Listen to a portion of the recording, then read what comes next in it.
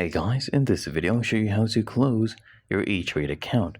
The first thing I want you to do, okay, you need to go open up your keypad on your phone, okay, and you need to call them.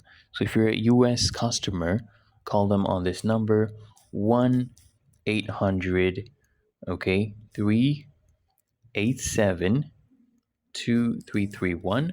That's for US.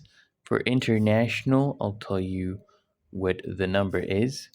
So the number for international is plus, okay, 678 624 6210. So +1 678 624 6210. And you tell them, I'd like to close my brokerage account. They'll confirm your identity and they'll close it for you.